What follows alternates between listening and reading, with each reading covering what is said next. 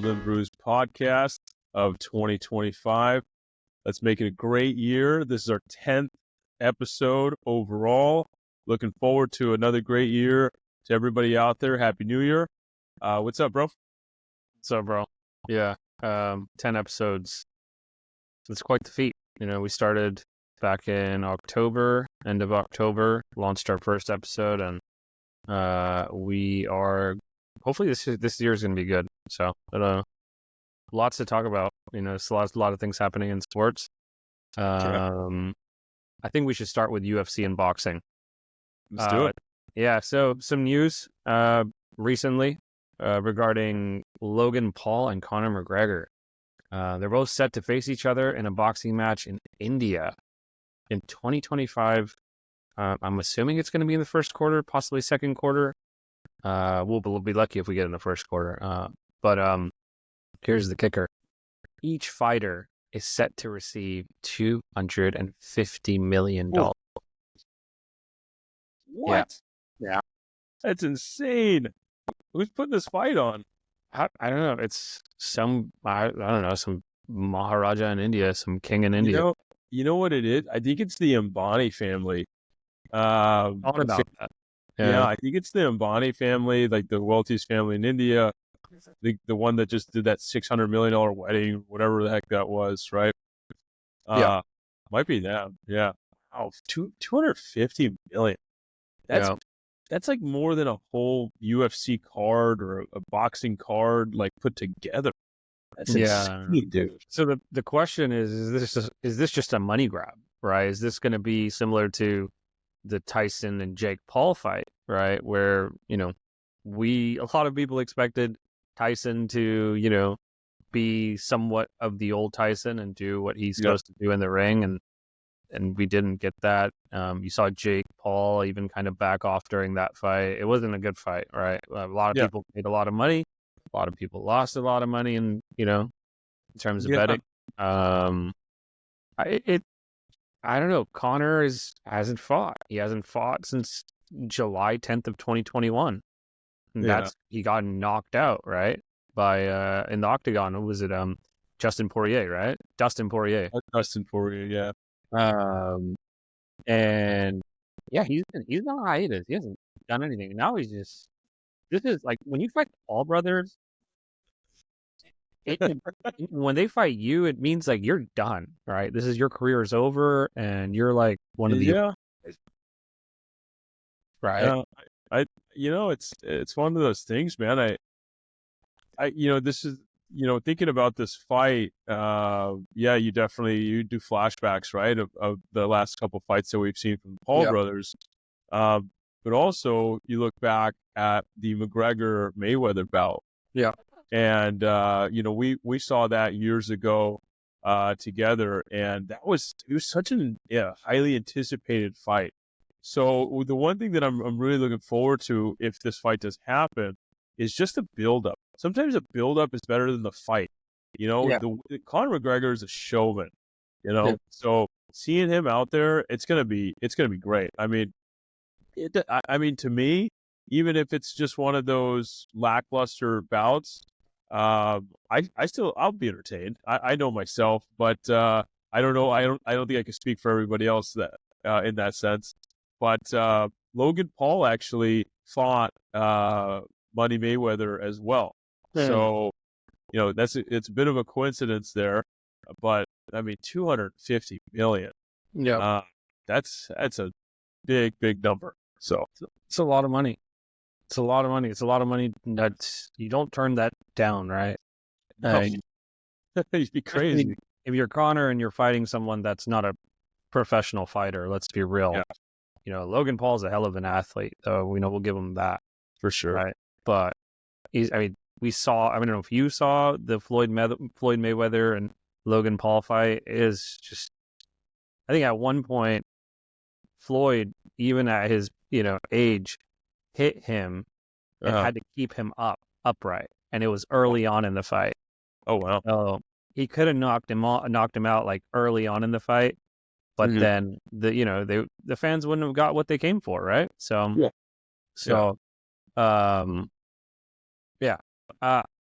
I don't know. We'll see. Like you, I agree. The build up to the fight is the most important thing. It'll be Yeah. fun. It'll be entertaining because that's what Conor does. Yeah, he's But a showman, man. He's a showman, and that's the cool part about, even if he's doing another boxing fight, yeah, just to see him back competing again, it's exciting. yeah, People that are Mayweather fan or McGregor fans, I'm sorry, uh, you're just hearing his name or you see him on the little ticker on ESPN, yeah, you're just excited. yeah. So it's honest to God. I'm so happy that this might be something that we can look forward to in 2025. Both UFC and boxing miss Conor McGregor, right? The fighting world misses Conor McGregor. His presence is, one in itself, right? There's Yeah. no one like him. He might not be the best fighter, but he puts on one hell of a show. Is the best entertainer. I mean, Yeah. it's similar to the first Gladiator movie. Are you not entertained? Right? That's how he is, man. That's Yeah, how he is. yeah. He's I'm really looking forward to just seeing him, in front of the cameras and getting Yeah. out there and talking his stuff, So, but there are actual fighters fighting right now that are on top of their game. So you got Ilya Topuria moving up weight classes, and guess what? He wants to fight Charles Oliveira, Oh. and man, Charles, dude, he's just coming off a masterful performance, right? Where Oh yeah. he's probably not the guy you want to pick on because their fighting styles are completely different, right? Topuria wants to knock you out. Yeah. Whereas Charles, he wants to go ground and pound, right? Yeah. Like he's going to take you down, try to submit you. So I don't know. I think this is a mistake going after Charles, in my opinion. But more power to him if he thinks he can do it. All right. So what do you think? Like, who do you have anybody that you think he could possibly take on as a I guess a beginner fight? I mean, honest to God, I think this fight could be pretty awesome. Charles Really? Oliveira, though, he is oh my goodness, that guy, he just dismantles people. Honestly, So I mean, he's a beast. But this fight is actually, I mean, if this is what's going to happen, it's very reminiscent of a boxing match that we had a few years ago between Canelo Alvarez and Bivol. And Canelo thought, he could fight Bivol, who is, much bigger than him. And even Canelo didn't even actually gain any weight for the fight. Bivol came in and he destroyed him. yeah, So, a lot of times in these types of matchups, just because, you have the confidence to go up in weight class doesn't mean that that's going to bode well for you. yeah, So I would be very weary if I was Topuria. Just yeah. say, I mean, Volk fought Islam, right? He went yeah, up, fought him twice. The last one was, kind of on one night's notice, right? So yeah. the first fight was great, right? Really good fight. Second fight wasn't as much, but Volk was the champion, right? So he wanted to, take on the champion in that weight class. So Sure. why? The question is, why didn't Ilya just ask for Islam, I don't or know. did he? I don't know. I don't know. I mean, at the end of the day, these guys can ask for whoever they want. It's all about, Dana. Dana is going to be the guy that puts these fights together. Yeah. Dana knows what he wants. He's thinking 3-4 steps ahead. He knows, if he puts this fight together, let's say he thinks the outcome could be something like this. Where's the next fight going to be? So Dana's the guy. Whatever fight he puts together, it's going Yeah. to be a great card, regardless of who's on it. And at least these guys are going to be fighting this year, man. There's a lot of guys that, like in boxing, right? For instance, a lot of them won't fight, so quick, like after their last fights. Sometimes it takes, 6 to 10 months or even a year. So this is awesome. That's the best thing about the UFC. These guys they stay hungry. They want to constantly prove that they're the best. And if that means, going up 2 weight classes and challenging another champion, I think it's great. Well, yes, the premier guys, I think, though, like John Jones, for example, they tend to stretch out their, fights a bit more, right? They maybe fight once, twice, maybe 2 times a year. But I think when you get to that sort of stage, that's what happens, right? Yeah. You talked about Dana, right? You be Dana right now, right? It's 2025. What fights are you making this year? What's one fight you're making? Oh, man, that's easy. John Jones and Aspinall. Like that's the fight, dude. I mean, I think I'm pretty sure that everybody that I know that watches UFC would love to see this fight happen. And I think they're going to be disappointed. I think John Jones will finish him in the first round. Really? Yeah, I think he will. Aspinall's he's like this new up and comer, right? Yeah. They're always trying to find one guy that can go up against John Jones, and never ends well. It's not going to end well here. John Jones he's tactical expert, man. He can do everything. He's like the most complete fighter to ever come through the UFC, in my opinion. I could see why a lot of people want to see this fight. I can see why you want to make this fight. Yeah. Yeah. I mean, well, I guess wait and see what 2025 has in store for us. Now you can ask me what fight you think I should make if I was Dana. So, Eric, what fight do you think, as Dana White, you would pursue? 100%, man. Right after this Aspinall fight, John Jones versus Francis Ngannou needs to happen. Would that be cool? I mean, it will be the worst thing for Dana White to not work out an agreement with Ngannou and an agreement with John Jones. This needs to happen. If we don't see it, it'll be terrible. Like, I think another one we wanted to see, even when GSP had come back to fight, was GSP versus Khabib, right? Yeah. Even GSP was, obviously a little bit older, right? He's still bigger, right? So Khabib, I think GSP would have to drop weight. Khabib would probably have to go up weight to meet him somewhere. I think Khabib would have just said yes to it regardless. Oh, Khabib wanted that fight too, but Dana couldn't make it happen. I don't know what happened there, but this is similar, man. You got 2 guys that are potentially the GOATs of the heavyweight class, right? This is the issue that you run into with the UFC as opposed to boxing, is when these guys are in their prime, there's only a finite amount of years that you can make these fights happen. Yeah. Mixed martial arts is a vastly different sport than boxing. Yeah, you're right. Like Manny Pacquiao, Floyd Mayweather, that fight for so many years, they were going back and forth trying to make that fight. Didn't happen. It happened when they were, careers were basically over, right? Like they're not, they weren't the best anymore. Maybe Floyd was still pretty good. Manny was kind of on the, he was teetering. Yeah.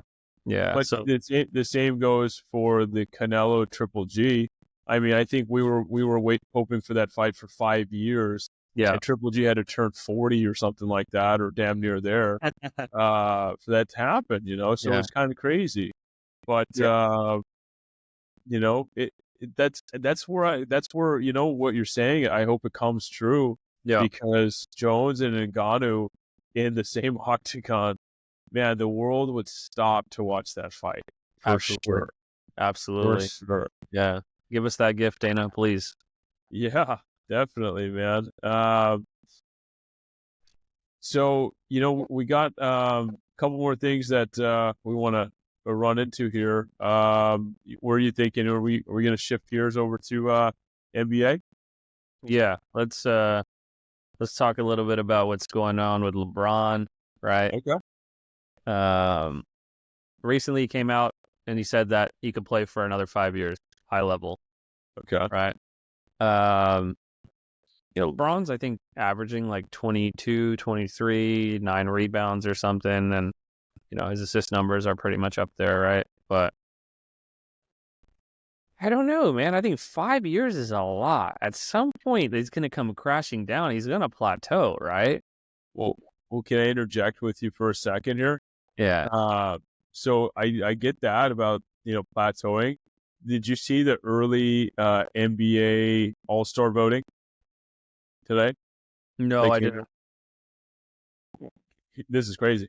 So Steph Curry and LeBron James are both third in voting at their positions, which is pretty. Yeah, that's different. That's something that we haven't really been used to, and it's not like either one of the guys has missed games or anything like that. No. I mean, LeBron's missed a few, but so what do you think would be the reasoning for that? Because the All-Star voting does kind of paint somewhat of a picture, wouldn't you say? it's fans voting, right? So you got this youth movement coming in where these fans are drawn more to those younger players, right? Yeah. So I could see that playing a factor. These younger fans are also more on their computers, their phones, right? And they're obviously clicking away, and the NBA is clearly engaging with fans at a younger age, right? Like even in elementary, right? And these kids have cell phones, right? So they're voting.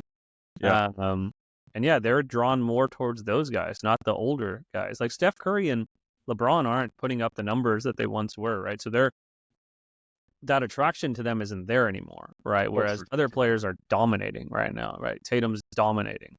So with that being said, then, as a first ballot Hall of Famer, as both of them are, Steph Curry as well as LeBron James, unanimous.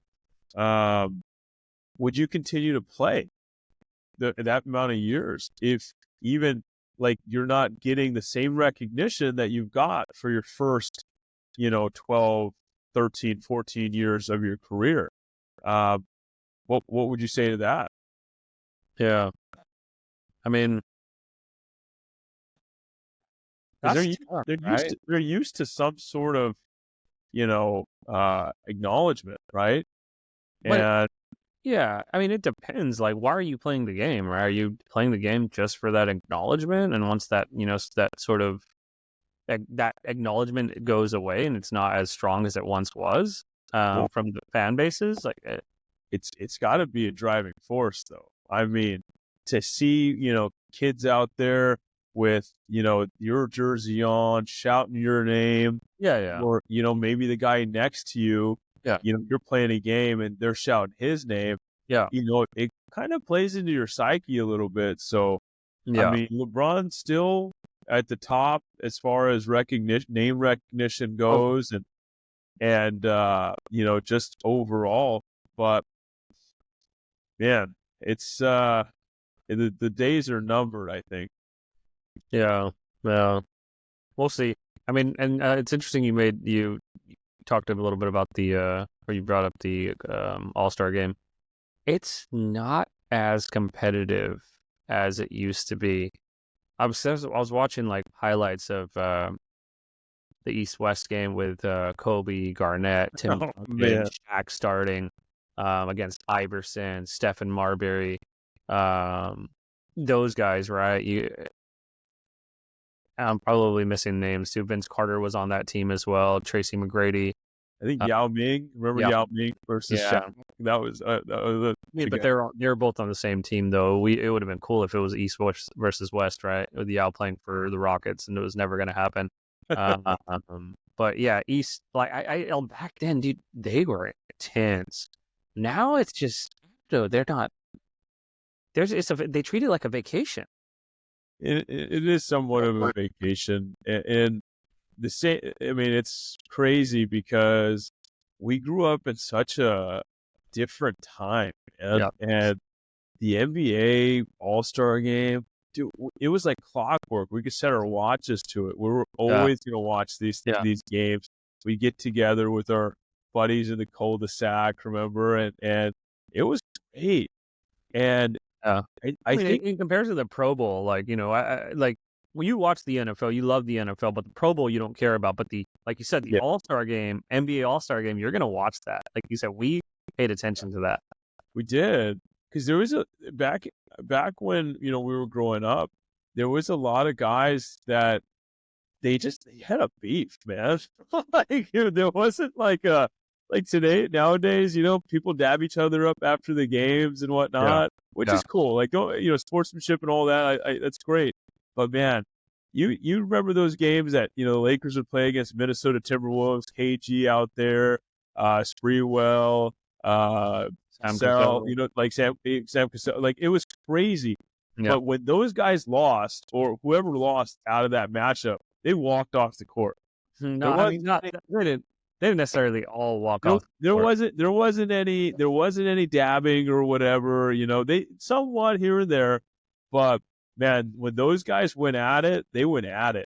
So the game has become very offensive too. So Yeah. it's not there's not very much defense any longer in the NBA. No. And the reasoning behind that, I mean, Steph Curry. what would you say? What would you say is the reason why the game has shifted? What do you? Stephen Curry. Steph The Curry?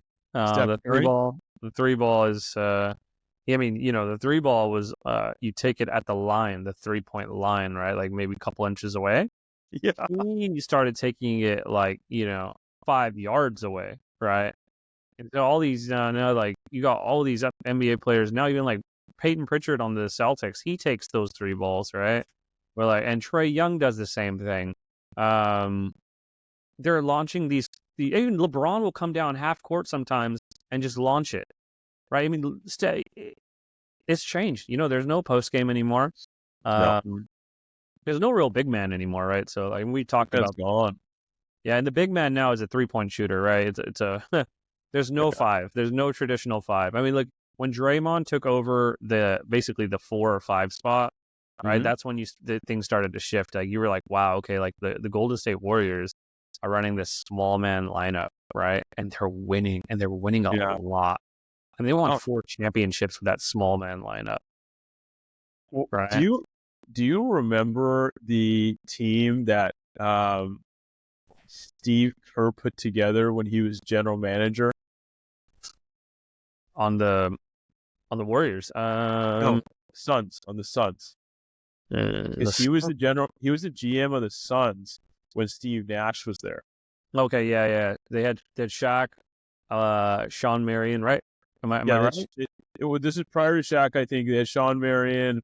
They had Tim Thomas. Tim Thomas was playing center for these guys. Like Yeah. it was, That's right. Yes. yeah. So that is kind of where the paradox shifted, in my opinion. That's when it started a little bit, right? Because those guys, my goodness, those Steve Nash teams were like Peyton Manning's Colts. They only played offense. They didn't play defense. Oh yeah. Yeah, I mean, but they could score. Those were like 140 points like that, Oh, right? dude, man, That was a good team. And they had Raja. Was it Raja Bell? Raja Bell, man, yeah. That was the only guy that played defense. Yeah, it was him, 1v1 versus Kobe. Oh man, everybody would clear out, right, and then it would just be them going at it. And man, those were the days. Kobe kept putting him in a blender, man. I'm sorry. Kobe owned him, man. That was his property. He owned Raja Bell. For sure. But yeah, man. So you have right now, current state of the NBA, as we reach the midway point, the Cavs are leading the East and the Thunder are leading the West.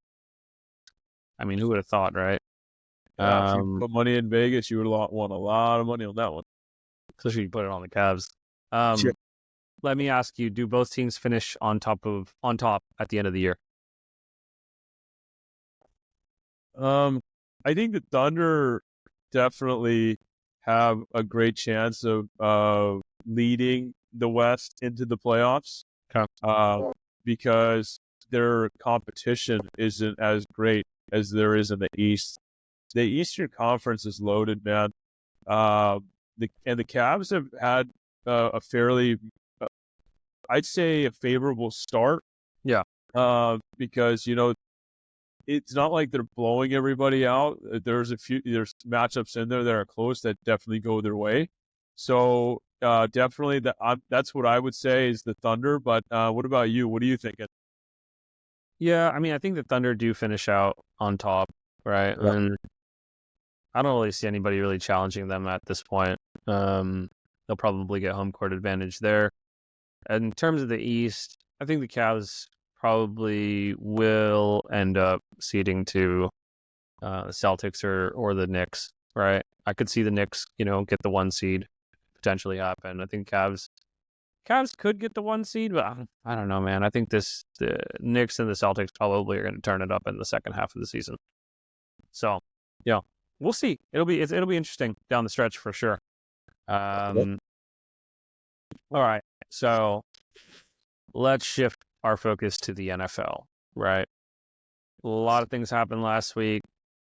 A lot of things happened that are going to change a lot of things this week. So we have a matchup this Sunday night, Vikings at the Lions for the number 1 seed.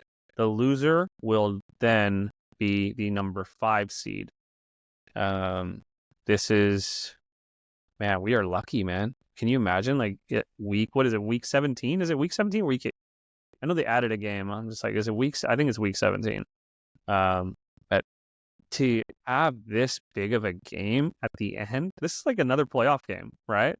So the way that I would, put this game, it's week 0 in the NFL playoffs.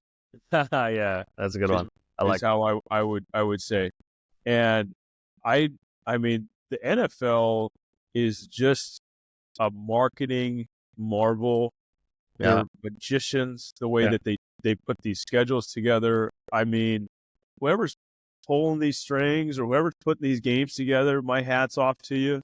Yeah. For you to foresee the record of both of these teams at the end of the year, my goodness. Yeah. And Sunday night, the games are flexed. This is going to be, man, get your popcorn ready, right? I Wow.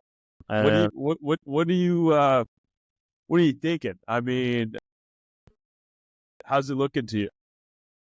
I mean, their Lions offense looks so good, right? We just watched them on Monday night against the Niners. They couldn't be stopped. Dude,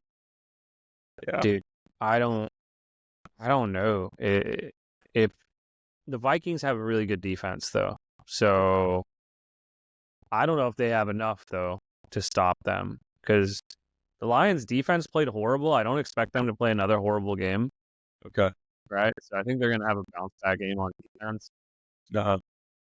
I think they're playing at home. I mean, Ford Field, it's going to be tough. I don't know. I like Sam Darnold, but I don't think he's going to get this one done. I think the Lions close out. They get the 1 seed. What do you think? Man, this is a big one. The Lions are playing at home. I look back on the 2 playoff games the Lions won last year. They were at home. Yeah. That stadium is raucous. Those fans want to see a champion. It doesn't matter what sport it's in. The last time they had a championship was those Pistons from back in the day beating the Los Angeles Lakers. That's the last time the city of Detroit, the Motor City, has seen a championship and a parade.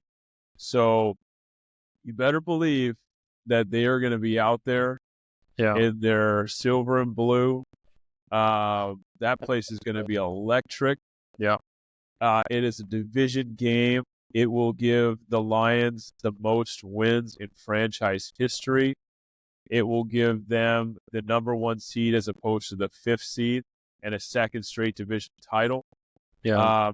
Everything is right there for the taking for the Detroit Lions. Give me the Minnesota Vikings. I got the Vikings. I got the Vikings in this one, man. For sure. Man. Oh, man. Sammy Darnold is going to make it happen. He's going to make it rain. Okay. He's going out there. He's going to get that number 1 seed. He's going to get that paycheck. He's going to unseat JJ McCarthy. It's going to happen. Okay. Write it up. I mean, he already unseated JJ McCarthy for sure. Let's talk about that, though. There's a lot of chatter going around that the Vikings will be shopping JJ McCarthy after, the season concludes. Probably during the draft, I'd assume. I think they'd probably wait till the draft night and, see who's willing to, trade for him. I think they're targeting a first-round pick. I don't know if they're going to get it, but yeah, they could potentially get it. So, well, let me ask you, out of the last, let's say, handful of drafts, right? What quarterbacks are on NFL rosters right now that, you would say, whoa, like that's head and shoulders, like they made the best pick they could have made as a quarterback in the last, let's just say 2 years. How about that? We don't even have to go back far.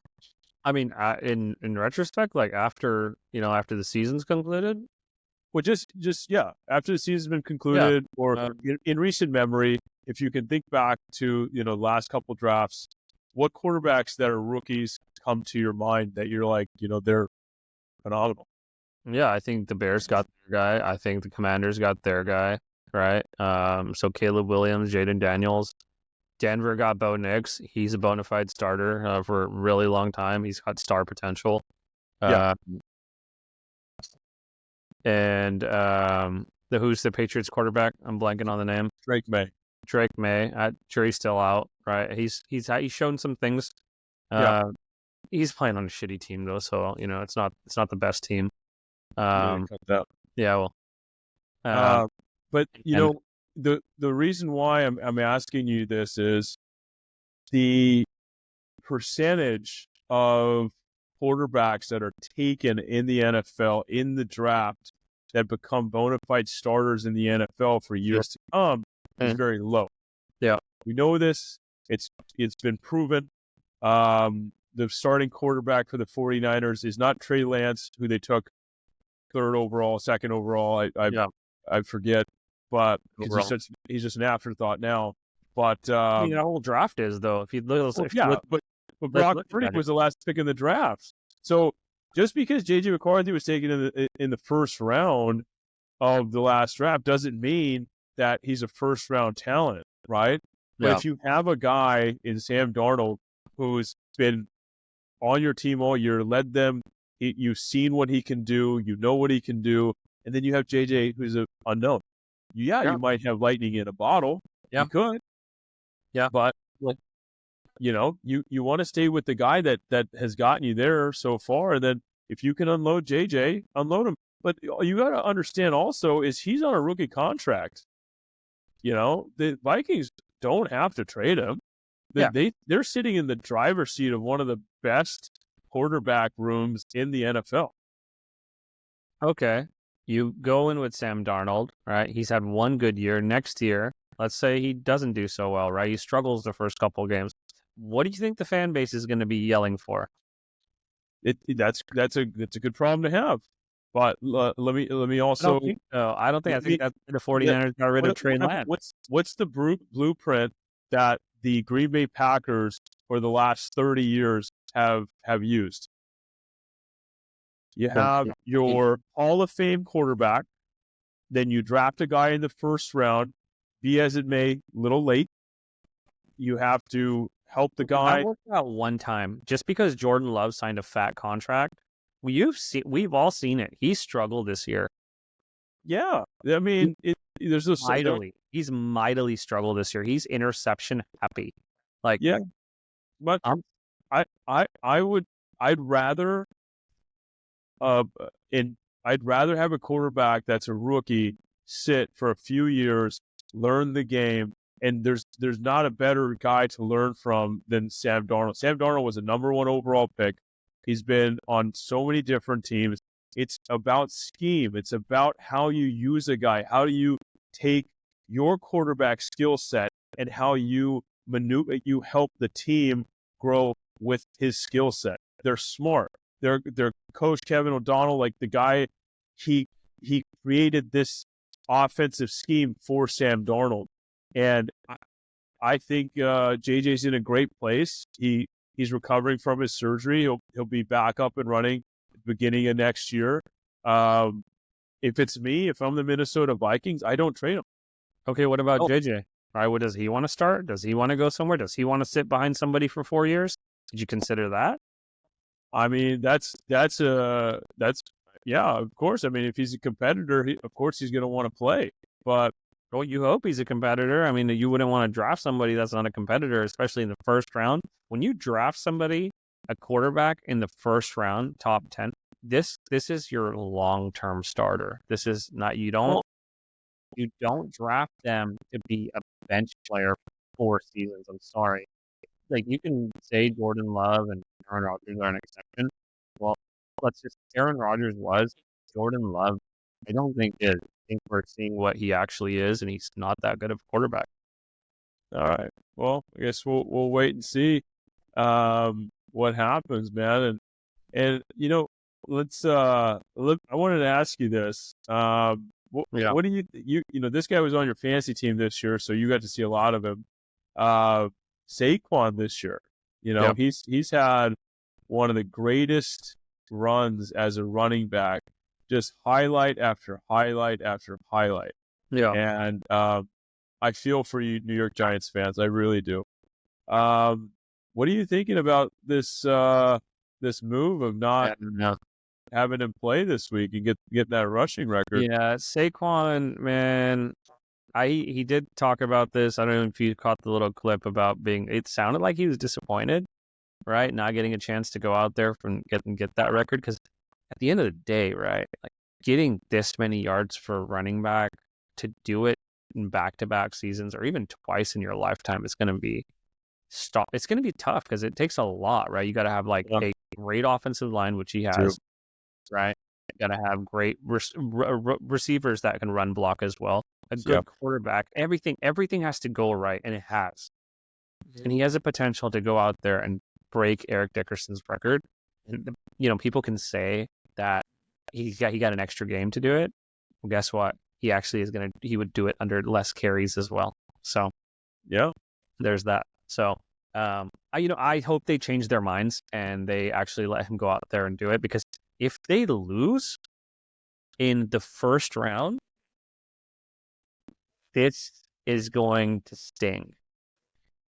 The ultimate baller move. Mm-hmm. And I don't think Nick Sirianni is this cool.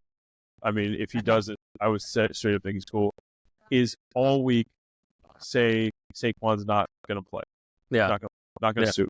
No. And then boom, runs out there because the defense is going to be looking for him all week if they're going to be preparing for him. But if you say in the beginning of the week, hey, we're not going to play him, they're relaxed, they're chilling. Yeah.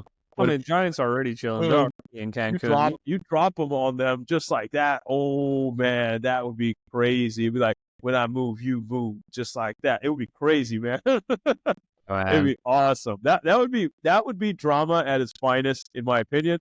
That would be. That would be like some Jim Harbaugh stuff. Jim Harbaugh would be like that. See Sirianni pull that off. Let's see. I'm interested. I'm interested to see what happens. Let's see if he does play. Okay, so huge game for the Bengals here. I think they're playing the Pittsburgh Steelers. Yeah. That's this Saturday. They need a win, but they also need a lot of help. They need the Chiefs to beat the Broncos in order to get into the playoffs. If you're the Chiefs, you're going to bench your players, right? You want to rest them. But do you really want to go out there and beat the Broncos? Because who do you want to face at the end of the day? Do you want Joe Burrow to come back into Arrowhead and play against the Chiefs? I mean, he's beat you guys before in the playoffs. Do you want him to do that again, or do you want to go up against Bo Nix? And I know you said this, beating a team 3 times is very difficult. Yeah. well, I'd assume the Broncos would end up beating the Chiefs here. So it would be 1-1 really. But Yeah. what's your take? Like, if you're the Chiefs, what are you gonna do? What do you want? What outcome do you want? So my thing would be this: you don't want to play, um, you know, these kind of matchups. You don't want to be that guy that says, if we do this, this happens. If we do that, this happens. Because when you get into that, you're almost you can't control these things. Yeah. The best thing you can do is if you want some of your guys to sit them. But the backups, the guys that are out there, the ones that are going to be playing in the place of these starters, these guys are playing for their careers. You got to remember that. They're playing to win that game. They're playing for that next contract. Sure. And they're also playing for a roster spot. So even if the Patrick Mahomes gets benched, Travis Kelce gets benched, the next man up mentality for these guys, those guys aren't going to lay an egg. They're going to try and go out there and win for their guys. But these guys they're not going to roll over. But if you're asking me, who would the Kansas City Chiefs rather play? Of course, I think they'd rather play, the Broncos in the playoffs rather than play the Cincinnati Bengals. The Cincinnati Bengals next to the Los Angeles Rams look like the two hottest teams in the NFL. It might not be record-wise, but just momentum. Those teams look like freight trains right now, man. Yeah. Joe Burrow's playing out of his mind.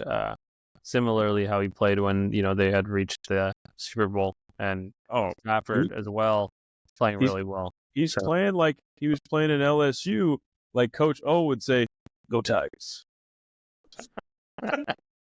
Oh man.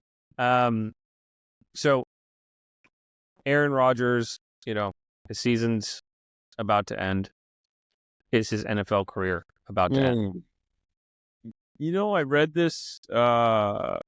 And I saw like his like interview that he gave earlier this week, and I don't really care too much about Aaron Rodgers. I mean, I did about 2 years ago because I thought maybe the 49ers had a chance at him. It was actually a draft day trade in place when he was playing for the Packers. However, the Packers nixed it. They did not want to proceed with it. So he ultimately stayed a Packer that year and then was ultimately dealt to the Jets. It's a bit sad, if to be honest with you, because you're talking about he's like the last quarterback that we can kind of tangibly hang on to from that era.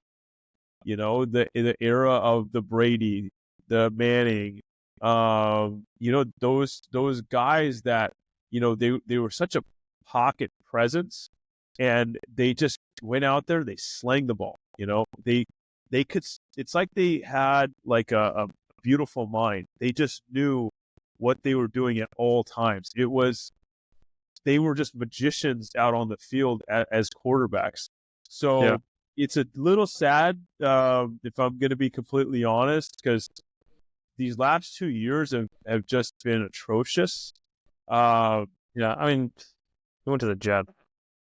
Yeah, the Jets are kind of like where quarterbacks go to, retire, similar to like when the Raiders had Al Davis and he would get all those Hall of Famers to go there to retire. So, what are your thoughts? What do you think? And I mean, you saw him, playing since he was playing at Cal as well. Yeah, he's not the same quarterback. You still see, some resemblance of that quarterback that you saw, take the league by storm and, win a Super Bowl, win MVPs. Yeah. He's still a good quarterback. Can he go somewhere else and really help a team win? Yeah, I think he can. Well, does he want to? Right? That's the other thing. He doesn't. All the things that I hear from him now, it just doesn't seem like he's motivated to play anymore. I think he's ready to close this chapter and then turn it into a new chapter, and whatever that may be. Yeah, Yeah. I But I like what you said, though. I do like what you said. He's the last quarterback from that group of quarterbacks: Brady, yeah, Manning, Breeze.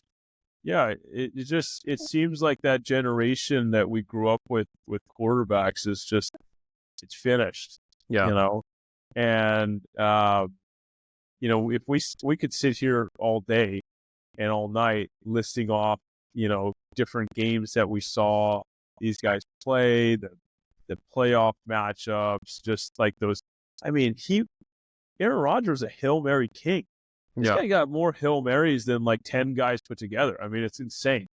Yeah. So, he's great, man. And I really hope that he'll give it another shot Yeah. somewhere else, just because I feel like he deserves to have a swan song. Sure. And this isn't it. Yeah. It'll be interesting to see where he goes, because there's going to be a lot of quarterbacks on that market, good quarterbacks that can win a lot of games, quarterbacks. So Yeah. depending on, what their situations are, of course. So Yeah. that the quarterback market, it will be saturated with some really good players. So yeah, we'll see. The playoffs are starting to take shape, right? So NFC, AFC, things will conclude this weekend. Looks like in the NFC, we're going to find out who's going to win the NFC North after the Lions face off against the Vikings. And then the number 2 right now is the Philadelphia Eagles, and they'll be facing off against the Green Bay Packers. The Rams will be facing off against the Commanders, and the Bucks will be facing off potentially against the Vikings or the Lions. Yeah. And Atlanta's still in it, but I'm pretty sure they're done. I think Tampa Bay will get the win. They'll close things out. So, Yeah. just looking at that playoff picture, I think all those games are really good, right? Those are some good teams. Even the Bucks. Mayfield, I would not sleep on Mayfield. He can go out there and sling it and win a game, So he's dangerous. So I don't know, man. This is going to be fun. I haven't seen this even of a sort of playoff with, even the lower seeds. It's nuts. Yeah. It's amazing. You feel like each one of the teams isn't separated by much. Exactly. If anything, right? Yeah, anyone can win this, really. Yeah. Even though the Kansas City Chiefs are the number 1 overall seed, I don't think they're the best team in the NFL. Like, if they played the Cincinnati Bengals tomorrow, it would be a pick-em for me. And the Bengals aren't even in the playoffs at the moment. So, yeah, that's crazy. The Buffalo Bills had a phenomenal year. Baltimore is more dangerous than probably anybody out there. Lamar Jackson he put up 4,000 yards passing and almost 1,000 yards rushing this year. Yeah. Think about that for a second. This is a quarterback. This is a guy that's on the field for every single offensive play, and he's like so unbelievable as an athlete, as a quarterback, everything. The guy is, and he's overlooked. Yeah, he's being overlooked because the top 2 seeds are, Mahomes and Josh Allen. Baltimore's the 3rd seed right now. So, if we're going by records, you're not even that.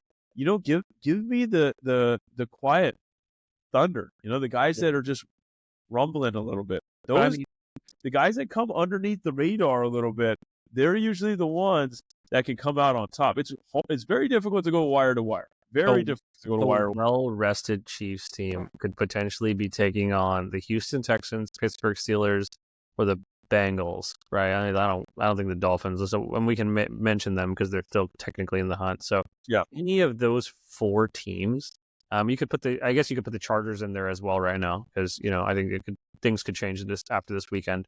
But out of those 5 teams, right? 5 or 6 teams, they're not going to have to play the Ravens or the Bills in the second round. Yeah, they're going to dodge a bullet there, really, right? Oh, so, for sure. And then they go into the championship game, rested still to a degree, right? Wild. And they're going to play against the Bills or the Ravens, right? Bills beat them earlier this year. Did the Ravens play the Chiefs this year? I'm not sure. I don't No, think they didn't play this year. No. but they got their number. Chiefs have their number. I think if the Bills have to go, and if I think they're the only team that can unseat them right now. And then obviously if Burrow and the Bengals sneak in, anything can happen. But the chance I had a dream. I had a weird dream a few nights ago, and I dreamt the Kansas City Chiefs played against the Pittsburgh Steelers. Yeah. The Steelers won that game. Mm. I don't know why I had those teams, and I know they're not playing each other because Kansas City's, on a bye, and Pittsburgh is going to have a really difficult shot to even go through. But I had that for some reason, those two teams were in my dream, and I know they played a couple weeks ago, but kind of wild.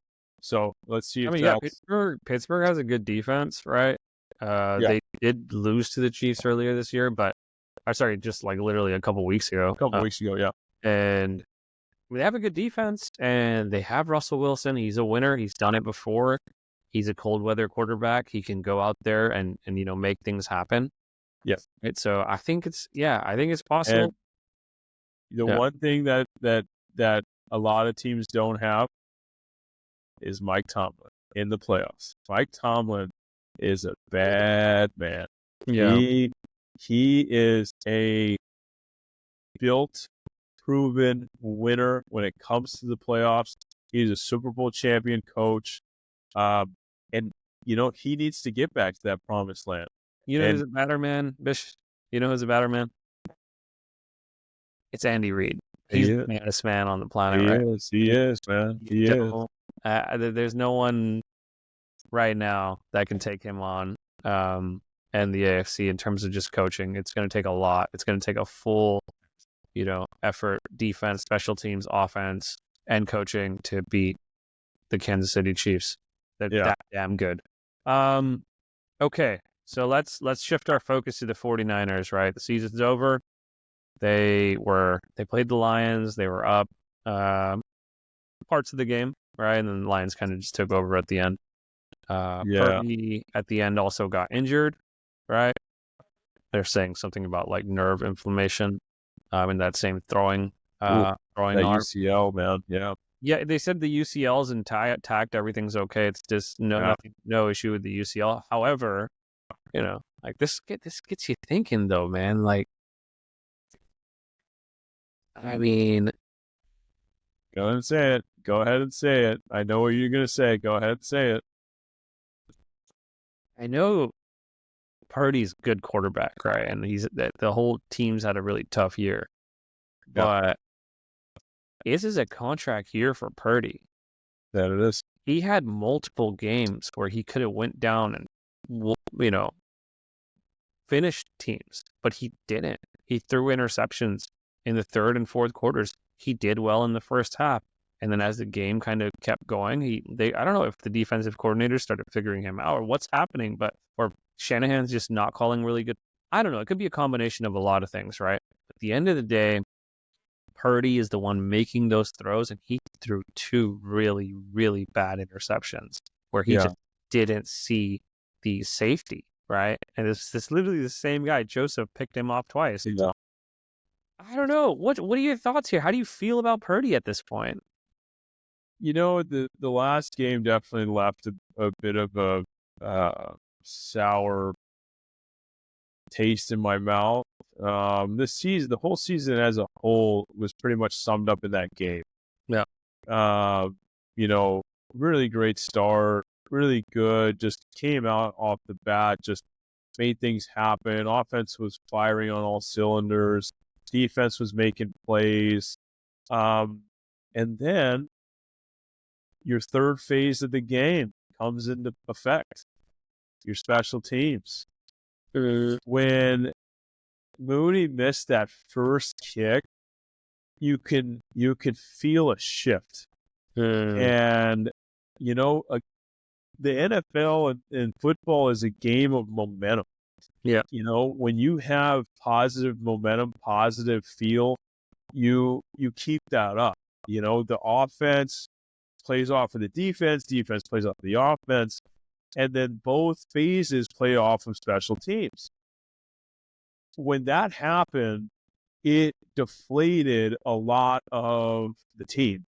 And it's just one of those things that you can't make mistakes like that against a team that has Super Bowl aspirations like the Detroit Lions.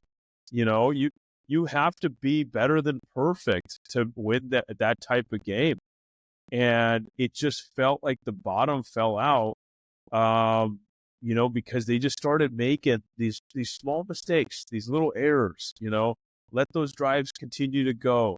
The guy gets, they had that Statue of Liberty, and that was like, boom, just like that, the momentum shifts. Our defense was just cracking them. And it was like a 3rd and 12 or something crazy. And then boom, they do that Statue of Liberty, kind of similar to Boise State playing Oklahoma years ago. Mm-hmm. And everything just shifted. Yeah. So I can't say that, You know why they were able to get that? Because they kept playing zone. They kept dropping off Amon-Ra. If Amon-Ra if they're playing man coverage, one, he's not fast. He's not a fast receiver. He runs good routes, but he's not a fast receiver. You put Renardo Green on him. You put Lenore on him. Yeah. You could very well have hit him before he gets that ball to Jameson Williams. They did this multiple times where they played a lot of zone defense. Even on a 4th down with Amon-Ra was literally open. He was wide open, scores a touchdown, walks in there. I'm sitting there like, where is the defense? This is 4th down. There's a lot of changes that are going to be coming within the next week. So Black Monday's coming, and when it comes, it's gonna be fierce. Yeah, I hope so, man. I'll guarantee you, Black Monday is gonna be big. This year in particular, we've already seen a few coaches let go, but you can't let your position coaches go in the middle of a season. That's just unheard of unless something insane happens. And again, we're not guys that advocate for people to lose their jobs, but it just seems like the 49ers defense, as amazing as they are, was very, very lackluster. The scheme, we watched all the games. The scheme was just horrific. Yep. Guys were just out of position time and time again. Yeah. There wasn't any pressure to be had, especially with a unbelievable bookend defensive ends. Like, these guys were just Leonard Floyd and Nick Bosa are two of the best defensive end combinations in football. And they weren't utilized the way that they should be. They weren't getting the support they should have gotten with this team. So, there's a lot of changes that will happen. Let me ask you something about one of those changes, because you're talking a lot about the changes, but let's get specific. Does Kyle Shanahan need to step away from play calling and get an offensive coordinator to do the play calling? I mean, it's a possibility, depending on who's out there. If because there's going to be some guys that lose their, some head coaches that are going to get let go, and their staffs, it's going to be a pickup, where you can pick up guys, and then you can also look into the college game. There's a lot of coaches in college football right now, head coaches that don't want to continue to coach in college because it's just become more of a business than anything else because of the NIL.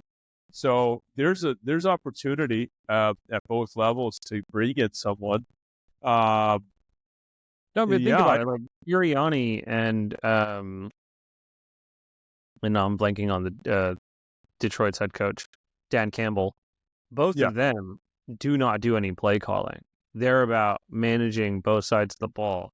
Whereas yeah. Shanahan during the games is more focused on the offense, right? I'm Sh- not saying I'm not down there. I don't know, but it just seems like he's in charge of that offense, and that he is completely relying on his defensive coordinator and everybody on the defense to figure things out there. Shanahan is on. He's from the school of Mike Shanahan. Okay. Yeah, And Mike Shanahan was, calling his plays. He was, he had his guys. And Kyle has been doing this for a long time. For him to change it up, for him to change, what he does time and time again. He's been an offensive coordinator in this league. but it's micromanaging. He's Over. micromanaging the process. I think you're right. I think you're right. I think he does need to take a bit of a step back from the play calling, because the team needs like just a bona fide leader, you know. So I think it could be something to explore. Uh, also at the defensive level, I think there's some changes that need to be had there. Uh, Absolutely. let's see. Let's see who comes available. I mean, we still have on the defensive side, there's still an individual out there that we all know in the Bay Area very well, who's currently on another team, but just kind of helping out there. Doesn't have a real title. Sala. So, Yeah, I mean, let's. there's Sala. There's also Jeff Ulbrich, who potentially could be let go, right? There's going to be plenty of options out there, but also, do the Niners need to start thinking about a scheme change here? Do they want to potentially go to a 3-4 defense? Because they've been running this front for a while. I mean, it hasn't been successful against Patrick Mahomes, right? He's ripped us apart, right? And at the end of the Yeah. day, like, he's the biggest obstacle for the 49ers. I don't think that's going to change in the near future, right? So, do they need to possibly look into defensive coordinators that have had success against Patrick Mahomes? And Could do. I don't know, maybe I don't know. Just think about it. Like It's going to be an interesting offseason to say the least. yeah, definitely. Will Jake Moody be on the 49ers next year? Absolutely not. Oh. Absolutely not. I don't think he has put himself into position to even compete for the job next year. That it's okay though for him. Yeah. There's the kicker for the Atlanta Falcons, young who I believe his name is. He started in this league. I want to say for the LA Chargers, if I'm not mistaken. And he was atrocious to start his NFL career. And he was a pretty decently high pick as well in the draft. The guy's doing great things in Atlanta now. So Jake Moody, if he gets let go by the 49ers, regroups, and I'm sure he'll find another place. And he may do great things in this league. But right now, he hasn't been it for the 49ers. The 49ers had 3 kickers this year, and Jake Moody was the worst. Yeah. And it's going to be a hell of an offseason. I'm actually looking forward to next week to see what happens, what changes they start making right away. What do you think would be the first change the 49ers make on Black Monday, if any? I think they have to, at this point, demote or release Sorensen. I think Okay. he had one of the worst games last week. They could not stop the Lions to save their life. There was so many mistakes that were made. Yeah. I mean, as a fan watching, it was just, I thought somebody playing Madden could probably have called a better game, honestly. Yeah. I don't think he's probably a good, quality coach, right? But he's not a leader of, and he just doesn't have that sort of strategic mind that we need. Shanahan needs somebody that complements him. Period. He needs to find it. He needs to go find his bag. Yeah, I think the brass needs to get together. Yeah. The 49ers brass and really share a compelling argument to Kyle and allow him to see what other coaches have done in the NFL to better themselves. Yeah. You got it. Sometimes you got to take a step back to move forward. So, if what we're doing right now, Kyle, what you're doing right now isn't working, try something else. It's difficult to continue to try and do the same exact thing and expect a different result. Yeah. Definition of insanity, right? Yeah. So, yeah. You got anything else that you want to add? No, man. I think it's been a tough year with the 49ers, and I'm just eager to see what happens, right? Hopefully get a good draft pick and don't mess it up this week, guys, by winning. I'm just kidding. Yeah, I don't even know if I'll watch the game, to be honest. It's just been one of those years, but no, I'll probably be watching it.